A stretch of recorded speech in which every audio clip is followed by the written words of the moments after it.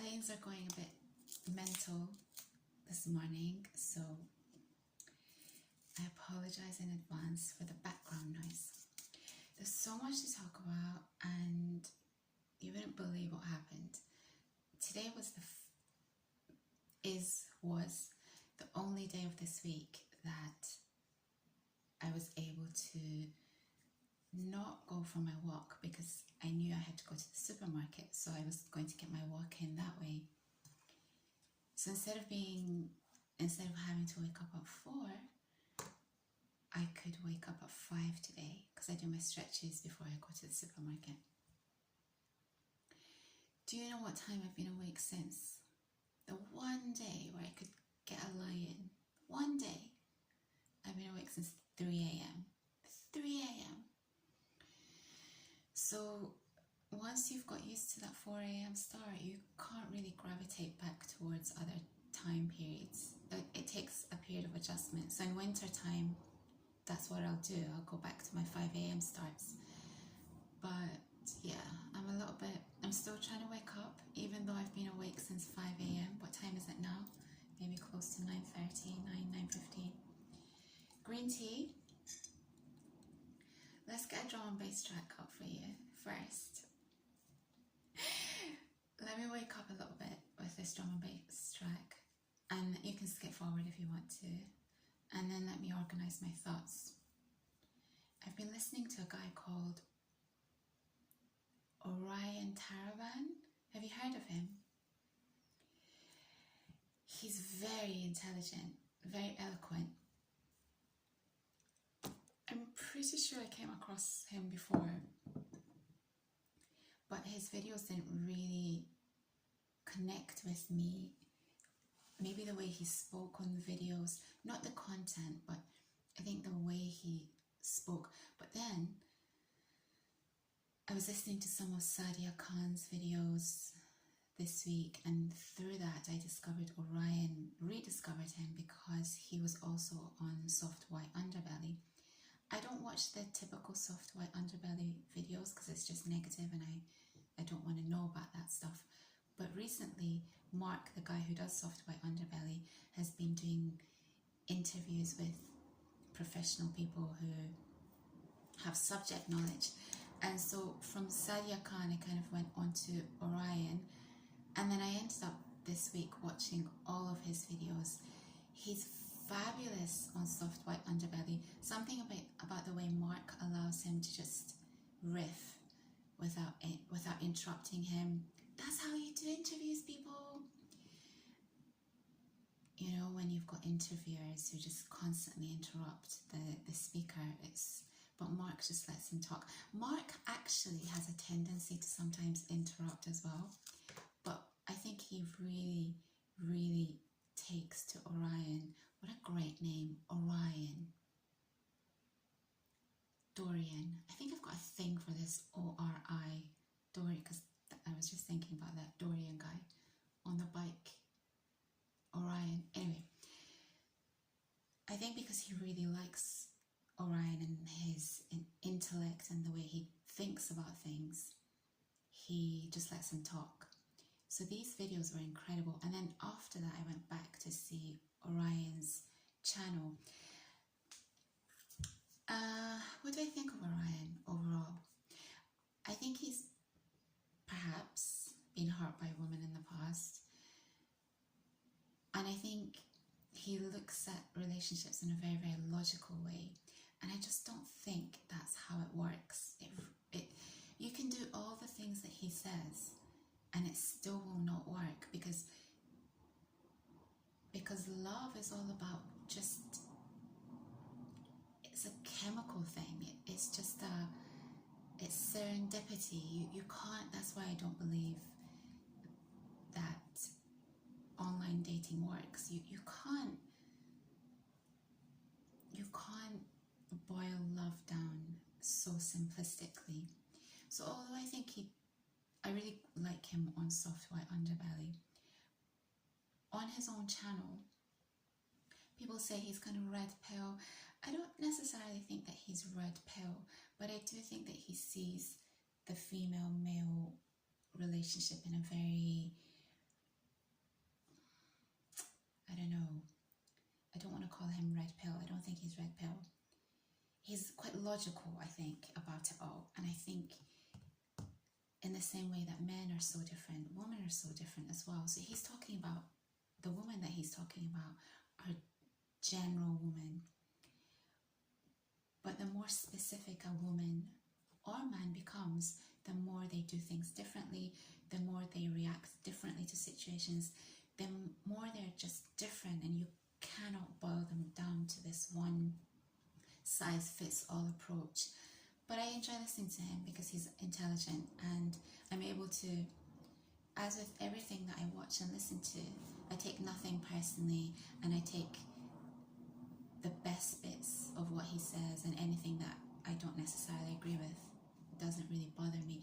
Some people, women I think, seem to be really bothered by him in the soft white underbelly comments, but I think he's fantastic actually. I think he's really, really good. So I've got to talk about him at some point.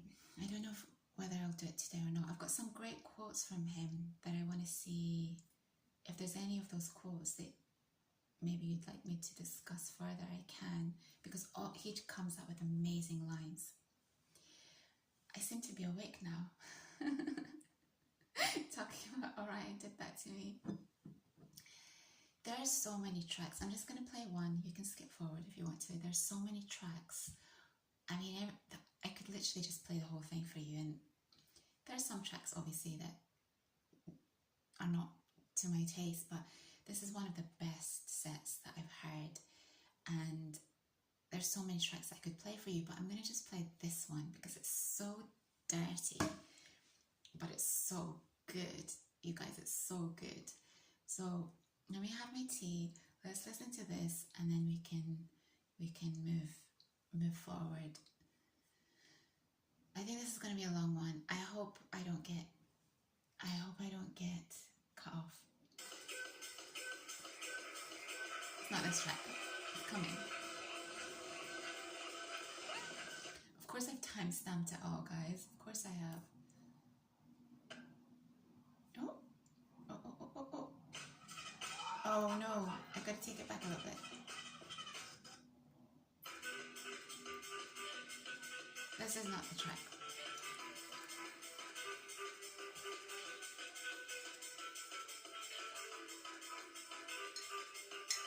How are y'all? Everyone's good?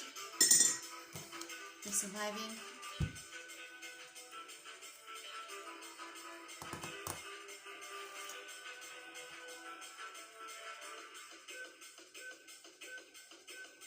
Such a tune. It's coming. It's coming.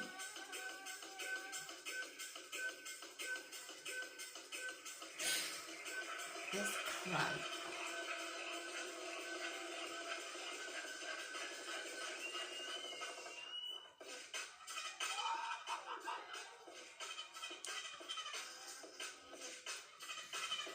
This crowd is so wild. I love it.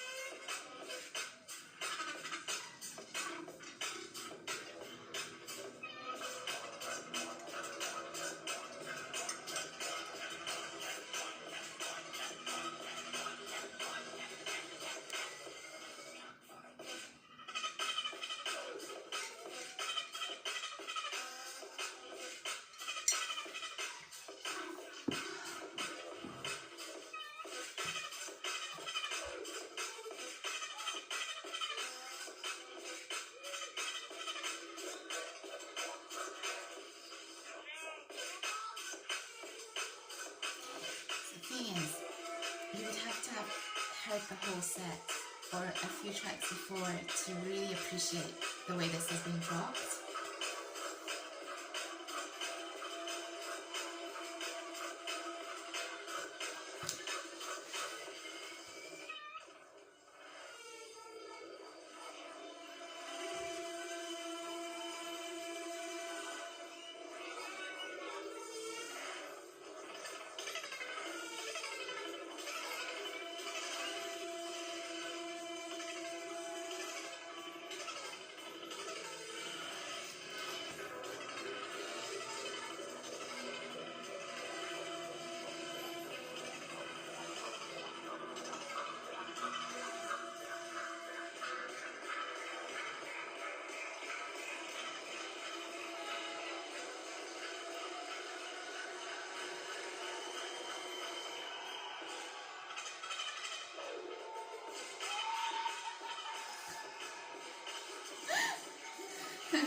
guy who just is feeling it so bad.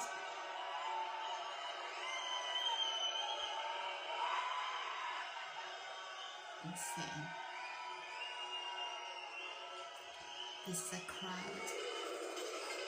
And he rewinds it back.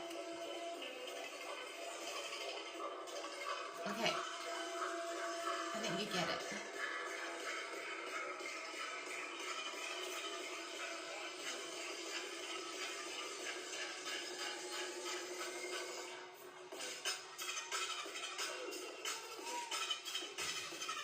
They just go off.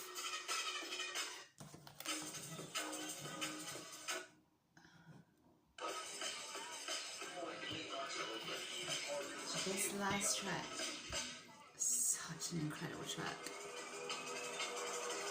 and it gets cut off at some point, which is such a shame. It's this beautiful, it's almost like a gospel track.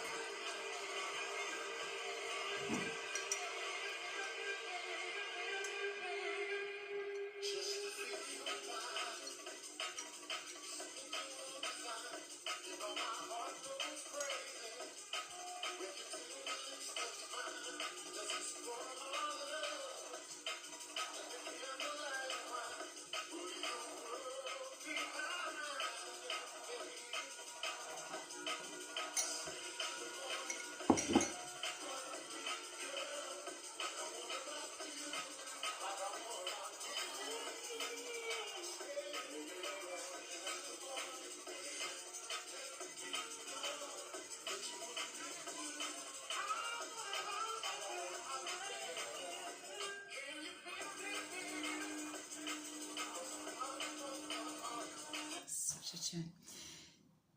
This is one ride I wish I had been at. Out of every ride that I've ever seen, I wish I'd been there. This crowd was so special. There's a mood maker in this crowd. His name's Dorian.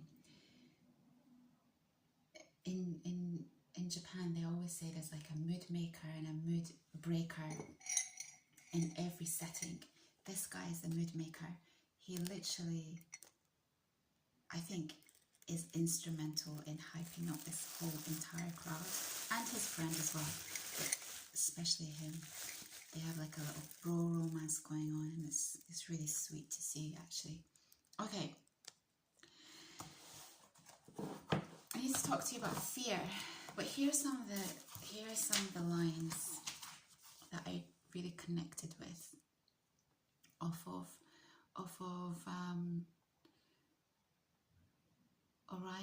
Orion Taraban's interviews. Okay, here we go. Are there any of these that connect with you and you want me to extrapolate on? Oh, this was the best thing. There's a section on one of his videos where he talks about love. And I think Mark asks him what love is. And he says, what love is the good of the other. And he says, date someone who tells you why they shouldn't be with you. Mic drop. This is the best thing that I've heard any type of psychologist in this space say about love. Date someone who tells you why they shouldn't be with you. That means that they really truly love you and they see that you could potentially have a better life without them in your life. Did I say that right?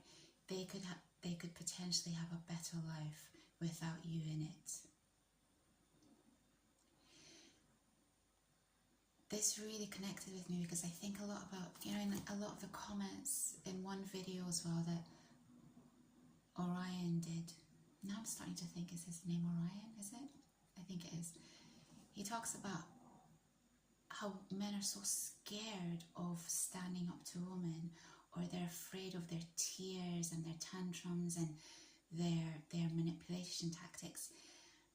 And I find this so bonkers to get my head around. Firstly, if someone's crying to get their way, that's a straight up manipulation tactic. Why would you want to be with that, man or woman?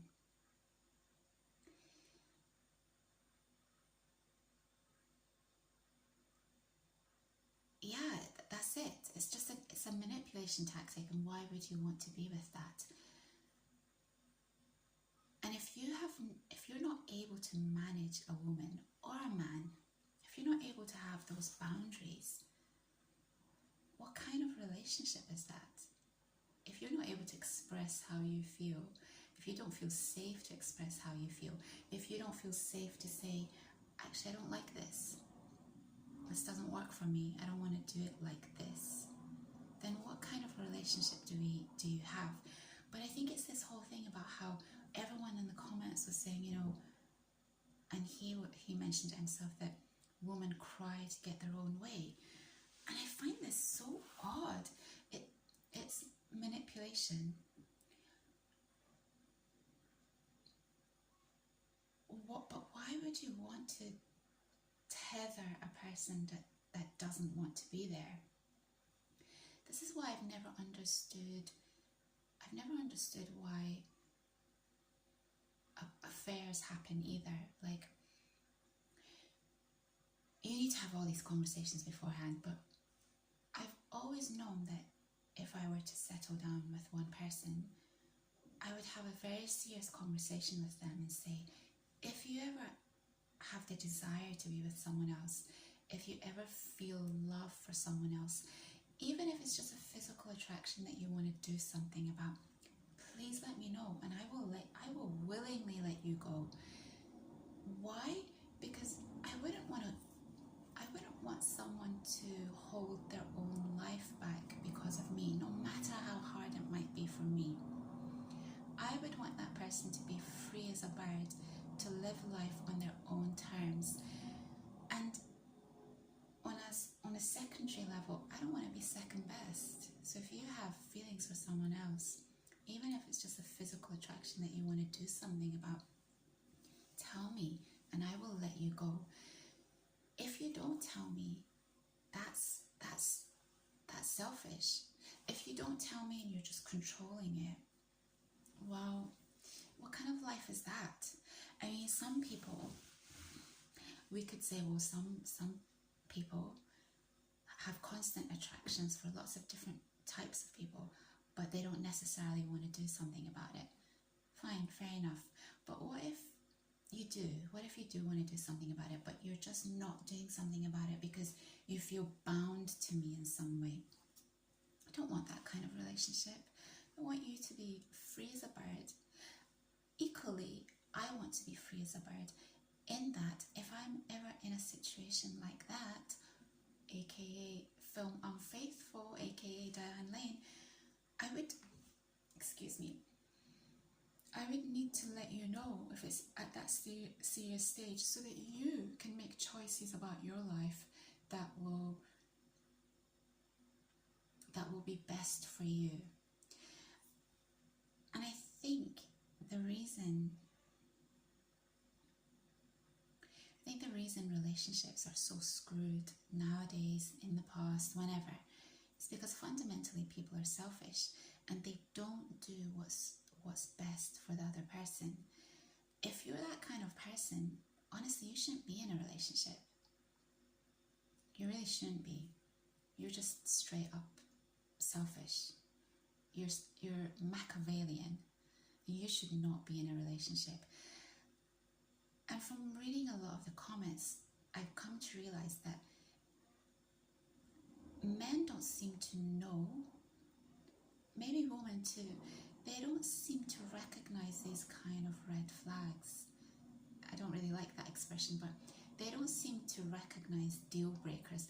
They don't seem to recognize the things that long term are going to cause issues. If someone is selfish and you notice that, you can point it out to them and see if it happens again. But if it keeps happening, ultimately that's the character of the person and they will not change. So therefore, down the line, when things are difficult or or maybe they want a divorce or whatever, that selfishness will kick in at that point. That's why relationships are really, they're really precious. You have to really nourish them. If you cannot be direct with the person that you are sharing your whole world with, you're basically screwed.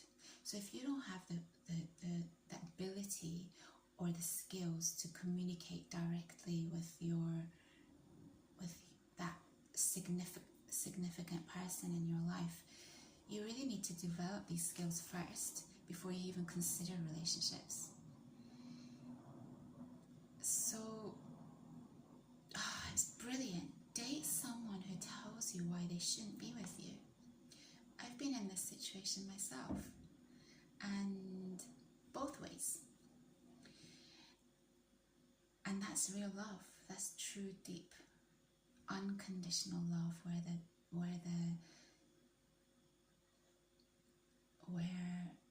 other person's life is so important to you that you do not want to do anything to disturb that person's life.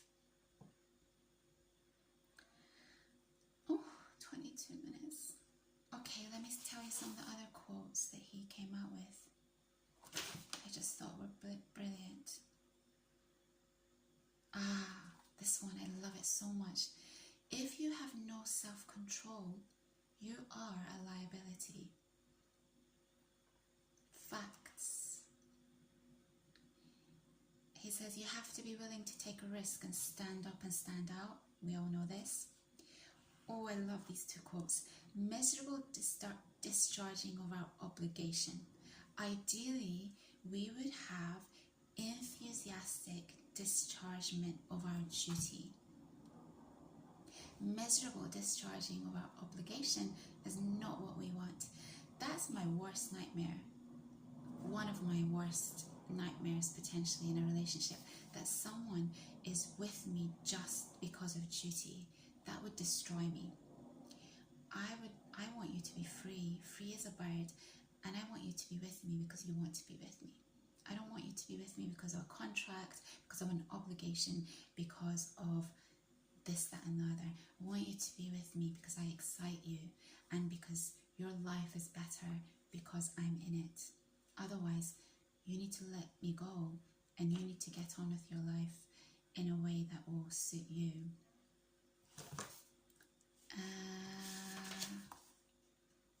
You need hope to be courageous. Oh, he said this and it was brilliant. Life is hard, but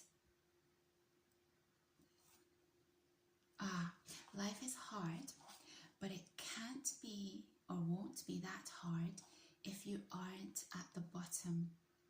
Correct. It's hard to be depressed under greater conditions. Perfect. This is one of my other favorite lines. I think the love line and this line really connected with me. I'm not depressed. I'm just not achieving my goals. Boom. This is it. I think depression is a severe condition that is nowadays used very glibly. It's used very flippantly. Sorry, I think I just spat there. Gross. Depression is a really serious thing. Most people are not depressed. Most people are probably sad, and the reason that they're sad, a myriad bunch of reasons, but one of the main ones is that they're just not achieving their goals. This applies to me. I'm not achieving my goals currently, and it really hampers my ability to be effervescent girl 150. And yeah. So I'm going to leave this video. I should do a second one.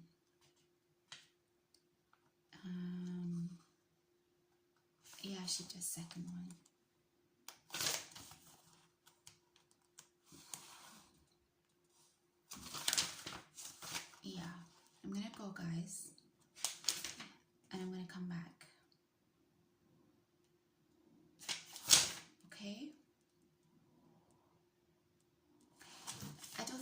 an Orion quote, but this is a good quote. People who aren't good people can't hide their true selves for long.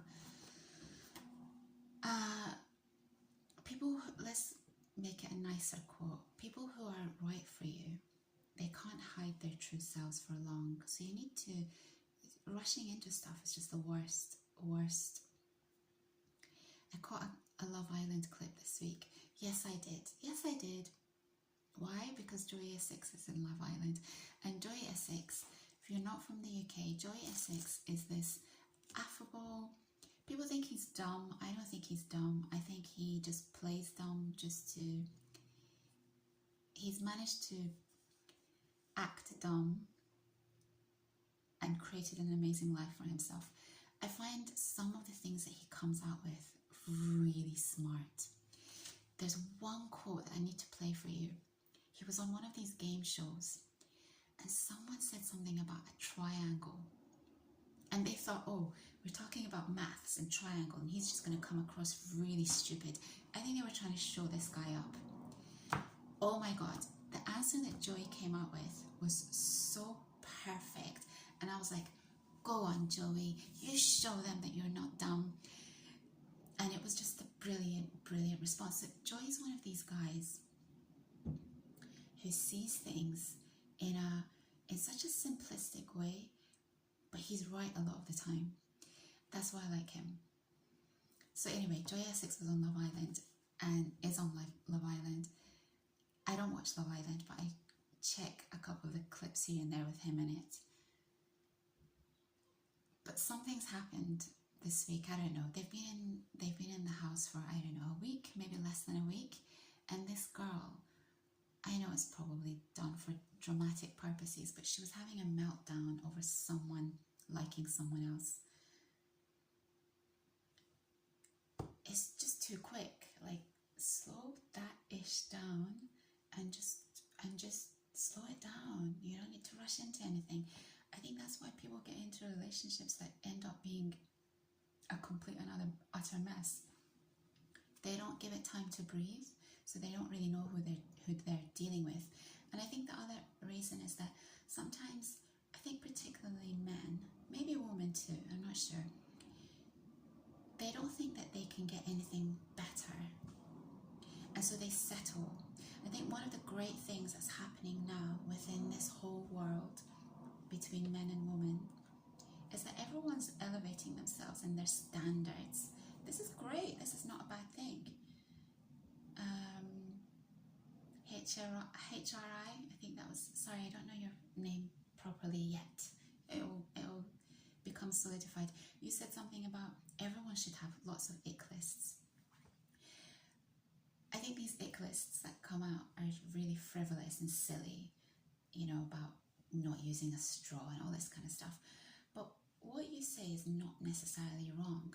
If people knew what their values were and what just wouldn't work for them, you'd never get into these situations where you're dating people who are wrong for you, settling down, getting them pregnant or whatever, and then your whole entire life has been derailed because you just didn't give it time to breathe, or you just didn't know yourself. We know that women mature much quicker than men, so really men shouldn't be getting too involved until they really know themselves. And I think this comes back to emotional intelligence. If you're not emotionally intelligent, you're going to struggle in this day and age. Because for a lot of women, including myself, emotional intelligence is one of the most important qualities that a man can have, because it means that they're not disconnected from themselves. So if you have issues or problems, you can easily discuss these things without the man shutting down. So if you haven't cultivated emotional intelligence, and it takes time, it really takes time to develop that, then it's probably best to stay away from serious dating until you really know yourself, what you're looking for, etc., etc. So I don't necessarily think it's a bad thing that men and women are having this criteria. I mean, what actually ends up happening is that if you wait long enough, it happens, that love thing happens in such an incredibly unusual and spontaneous way that none of these things that you think are deal breakers tend to really matter. And I think that's what a lot of people don't get to experience in life. It's risky. You can keep waiting and waiting and waiting for that to happen, and it never will.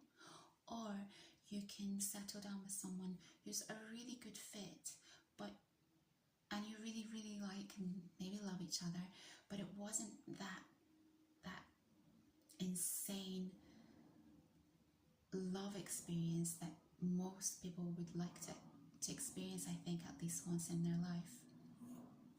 I don't know. It's all, you have to make up your own mind. But the more I delve into this stuff and listening to these psychologists, the more I think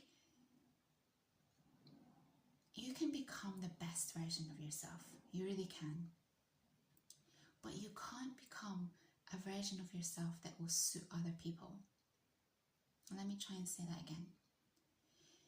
You can't take this advice and change yourself and become a person that you think men or women are going to like, because it doesn't work like that. It just doesn't. You'll do all these things and then you'll think, why are they still not into me? And I can't explain that. I really can't. It's just chemistry. It's just chemistry. But what you can do is become the best version of yourself, so that when it does happen, you are the best version of yourself, and not much more improvement needs to happen. Obviously, it's a lifelong learning process, but if you're not the best version of yourself, it's unlikely that you will have long-lasting relationships, because too many issues will come up. Okay, I'm gonna go, and maybe I'm gonna go. I might be back later, I might not, but I'll see you tomorrow, okay? I hope you're all good. Yeah, peace.